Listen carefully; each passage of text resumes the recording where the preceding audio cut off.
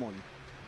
But I guess the judges see it that, And that's why presenting we're the not first judging. place award, Well, once it's not. again, I mean- representing our title sponsor, Mutant, Mr. Jim McMahon, CEO. That puts Wesley right into Jim, the top. please take Him and Chris. Him and Chris. the first place award, the first place check, the title of 2024 Arnold Classic Physique Champ 2-year winner, Wesley Vissers.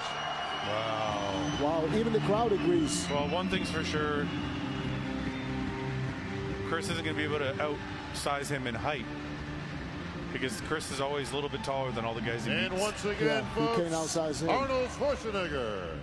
But That's it's- really, really shocking. Wow. Killing in the name of...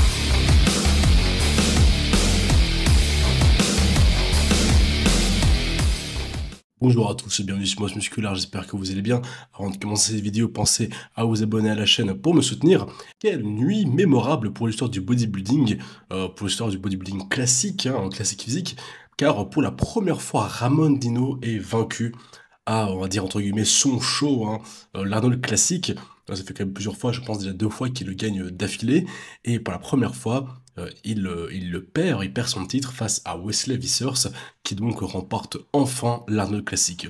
Ça doit être une victoire savoureuse pour lui, étant donné que l'Arnold est non seulement son idole, mais aussi le bodybuilder auquel il est le plus comparé.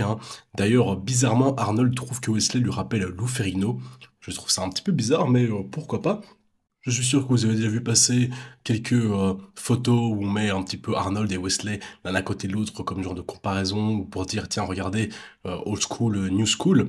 Donc voilà, vraiment je pense pour Wesley c'est quelque chose d'assez agréable et peut-être un objectif de vie enfin atteint. Maintenant, cette victoire n'a pas fait unanimité, et pour beaucoup, cette victoire est plutôt choquante. Je fais partie de ces gens, je vais pas vous le cacher.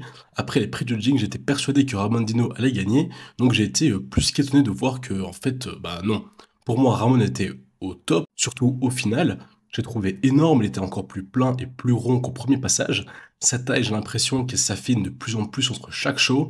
Alors c'est vrai qu'il était pas dans la meilleure shape, elle était pas dans la même shape qu'à Olympia, mais je n'ai pas trouvé qu'il y avait une grande différence, une différence si flagrante comparée à Olympia. Je trouvais que oui, bon, il était un petit peu moins sec, légèrement plus flotteux, mais c'était pas non plus le jour et la nuit entre les deux.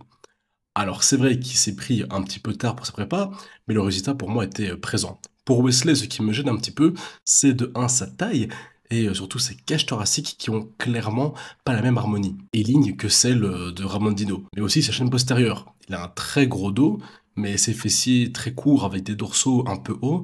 Je trouve que ça fait très rapidement un petit vide dans ces parties-là au niveau des lombaires, qui est pour moi très gênant. C'est pour ça que je suis assez stupéfait qu'il ait gagné face à cette version de Ramon. Par rapport au Ramon d'il y a 1 an, je pense que oui, Wesley l'aurait mangé très facilement. Mais cette nouvelle version de Ramon Dino, avec ses 2 kilos en plus, et cette définition qu'il a réussi à atteindre, j'ai un petit peu du mal à le voir. Wesley devient donc le favori pour affronter Chris Bumstead et passe de la 7e position, ou 8e position pardon, à Olympia à un potentiel second. Et ça, ce n'est pas rien. Il faut le souligner. Et pour ce qui est de Dino, bon, les juges viennent de lui faire comprendre qu'il n'est pas imbattable, et bien qu'il soit très populaire, ils n'hésiteront pas à le placer 2e. Finalement, il n'est pas si dominant qu'il n'y paraît aux yeux des juges. Alors, sur cette soirée, un autre classement que j'ai trouvé, moi personnellement, un peu injuste, c'est la place de Breon Astley en 4e position derrière Urs Kansiski, qui a d'ailleurs gagné le meilleur poseur en classique physique. Je pense, vous l'avez compris, je suis un très gros fan de Breon Astley, mais là j'ai vraiment du mal à comprendre pourquoi il est derrière Urs. Breon est complet, mature, il a la condition, et encore mieux maintenant que quand il gagnait Olympia. À 44 ans, il fait une performance incroyable, alors que Urs hier, il était pas vraiment au top, était sec mais clairement plat. Sans oublier que ça, et c'est très subjectif, il n'a pas un physique si beau que ça. En tout cas, moi je trouve que c'est pas le physique le plus esthétique. Il manque beaucoup de bras et son dos est pas si dingue, surtout comparé à un dos d'élite comme celui de Breon Astley. Enfin donc voilà, dites-moi un peu ce que vous en pensez en commentaire. Est-ce que Wesley mérite sa victoire? Est-ce que Breon se fait un peu voler et mériter la 3e place? Vous pouvez en débattre dans les commentaires, je vous lirai et j'essaierai aussi un petit peu de vous répondre. D'ailleurs, Rof Diesel aussi s'est un petit peu exprimé là-dessus, et était plus ou moins d'accord sur le fait que Breon avait aussi était placé un peu bas comparé à sa performance. Alors il y avait aussi bien sûr les Open Bodybuilding, leur premier passage. Alors avant de parler du top 2 Ce qui semble être le top 6, c'est Antoine Vaillant, que je trouve pourrait être placé 4e. Sa condition était top, il est vraiment magnifique, pardon. Même niveau esthétique, waouh. Il est mis un peu sur le côté alors que je trouve qu'il est vraiment splendide.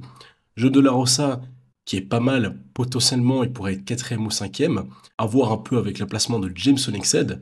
James qui durant le show devenait de plus en plus dense et de plus en plus sec. J'étais vraiment surpris de le voir dans ce call-out.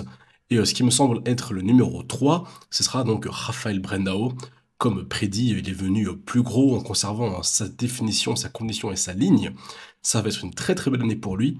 Déjà dans le Brésil, je suis sûr qu'il va le gagner. Et il se placera probablement encore dans le top 10 à Olympia.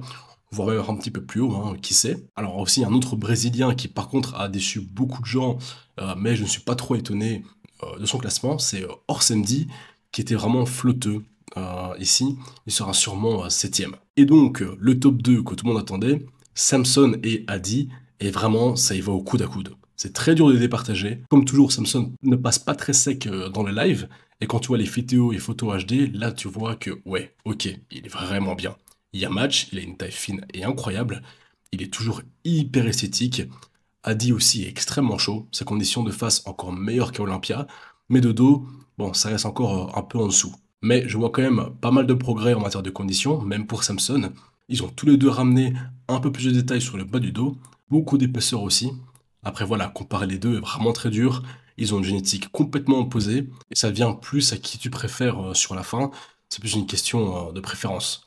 Perso, je suis fan de Samson, donc je voudrais le voir gagner, mais je comprendrais si Adi prend la première place. Le flow et la ligne de Samson contre le découpage et la rondeur d'Adi Choopan. Maintenant, on a l'Arnold, et depuis Olympia, les juges font des moves assez inattendus, très choquants, avec des critères qui ont l'air de pas mal changer ces derniers temps. Que ce soit par exemple Wesley ou Ramon ou Kion avec Shaw, l'esthétique a l'air de revenir sur le devant de la scène, ce qui pencherait un petit peu en faveur de Samson. Mais bon, ça on le découvrira ensemble cette nuit sur ma chaîne, directement en live sur YouTube. Donc rejoignez-nous cette nuit pour les finales. On sera en live à partir de 1h30 avec Objectif Titan et on pourra discuter de tout ça tous ensemble. Pour ne rien rater, pensez donc à vous abonner à la chaîne, à mettre un petit commentaire sur la vidéo pour le référencement, likez la vidéo aussi bien sûr, et je vous dis à cette nuit, c'était Karim de Muscular, à bientôt, ciao.